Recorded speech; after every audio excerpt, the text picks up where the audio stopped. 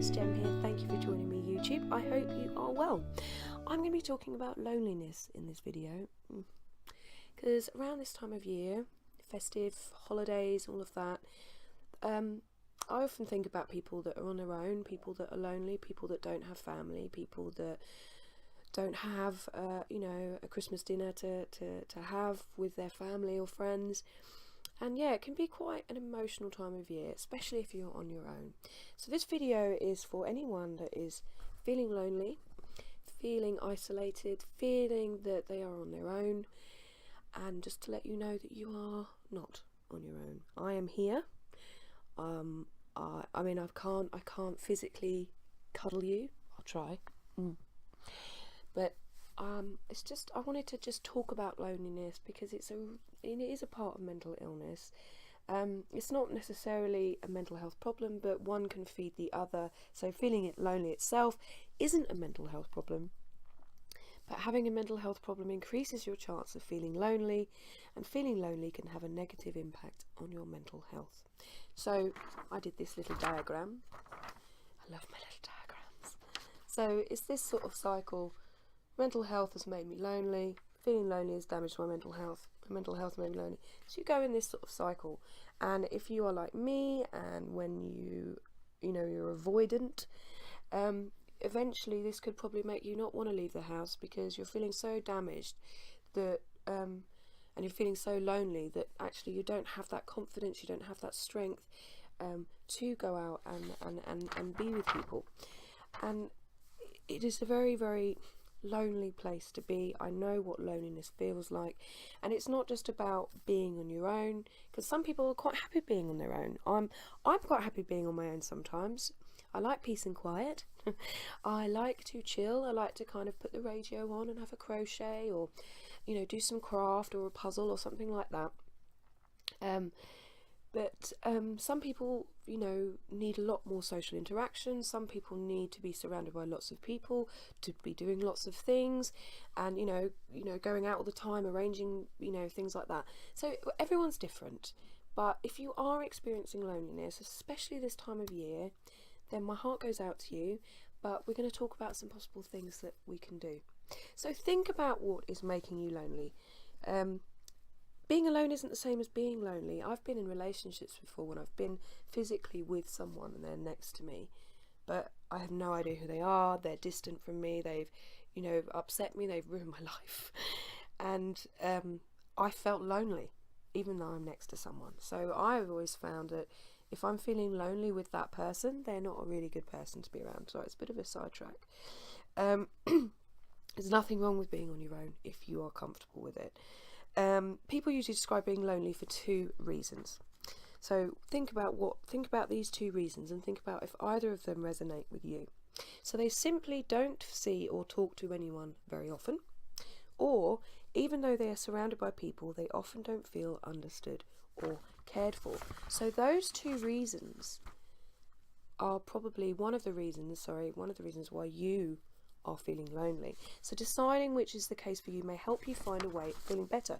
So are you not seeing people because are you just not seeing people, or have you chosen not to be around people because you don't feel understood or cared for? Two very, very different reasons for feeling lonely. But if you start to identify and find which one works for you, then you might be able to say, okay, so how can I progress from here? Well, you can try and make some new connections. So it can be helpful to think of feeling lonely like feeling hungry. I like this analogy. This works for me. Just as your body uses hunger to tell your body you need food, loneliness is a way of your body telling you that you need more social contact. And as human beings, we do need social contact. If we were trapped and kept in a room all our lives without the social contact, it would be really, really damaging to us. However, sometimes social contact can also be damaging, especially if we have anxiety or if we have paranoia, things like that, and we're with people that we think, oh, I don't really trust them. It will make us go away and make us lonely. So let's go back to that analogy. Just as your body uses hunger to tell your body you need food, loneliness is your body's way of telling you that you need more social contact. So That means the simplest way to ease feeling can be to meet more or different people. Now, it's not always easy, especially if you're on your own and you need to sort of psych yourself up, build up that confidence. It can be very, very hard to go out and meet new people. I've battled with it. I get very, very nervous, very on edge, very anxious, and it can be very hard. But if you're really, really battling with loneliness and you're on your own of a significant amount of the time, you really could benefit from reaching out to maybe a local group or something like that. So can you think of anything interesting that you want to do? Maybe you want to take up a craft. Maybe you want to learn a skill like photography or art or or maybe even, do you want to maybe do a GCSE or get a qualification in something? Have a think. What really excites you? What really interests you? What can really kind of get you going?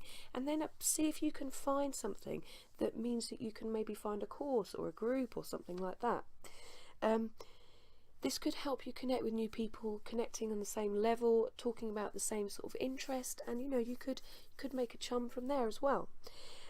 Volunteering is a great way to meet new people, but again, it can be quite scary. All of these things can be very can be a bit overwhelming if you are battling with mental health problems.